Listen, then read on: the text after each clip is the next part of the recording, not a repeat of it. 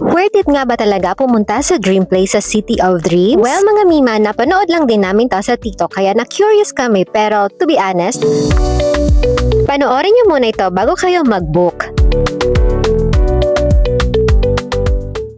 Well mga Mima, akala kasi namin pang buong pamilya, pero realization check, mas bagay siya sa mga 10 years old pataas. Medyo extreme kasi yung mga activities at adventure dito. Kaya naman kung may kasama kayong mga 5 years old pababa, naku, baka maboard lang sila dito dahil konti lang ang pwede sa kanila. Ba ang nandito sa Dream Play?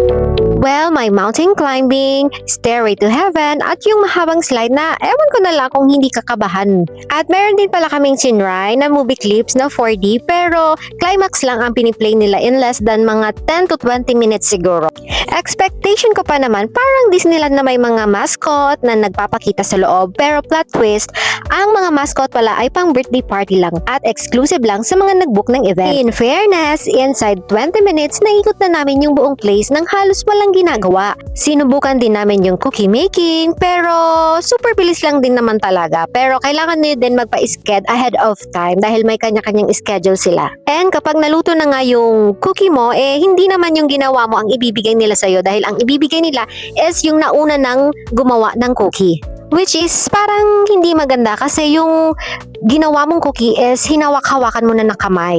Dito naman, ang gagawin mo lang is may mga duck na nagsiswimming dyan. Malaki yung place pero sana naman meron at least mga mascot na naglalakad-lakad para worth it naman yung 1.5 namin, di ba?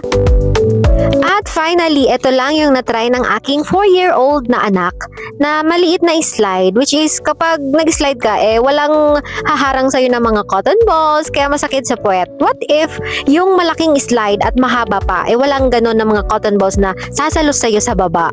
So worth it nga ba ang 1,500 pesos bawat isa? Ito for me lang ha, hindi talaga. Pero pro tip, kung sasama kayo, mag-watcher ticket na lang kayo 350 pesos. Alam mo, pwede pala yun na pwede lang palang watcher kayo at hindi kayo magsali sa mga extreme adventure. Hindi kasi namin alam kasi nag-book na kami ahead of time. Ito pa yung isang trinay ng anak ko na mag-a-assemble ng dragon at mamaya-maya papalipa rin sa taas pero hindi ikaw ang magpapalipad dahil may mag-a-assist sa'yo doon at titingnan mo lang na lumilipad yung dragon na inassemble mo. Sana nag-enjoy ka kuya sa pagpapalipad ng dragon, no? Dito sa mga oras na ito ay nililibang na lang namin ang sarili namin dahil parang maiyak-iyak kami sa 1,500 pesos. At dito naman ay may bahay dito sa Shrek pero wala dito si Shrek. Asan kaya si Shrek at si Fiona? At tanungin natin ng aking anak kung approve ba?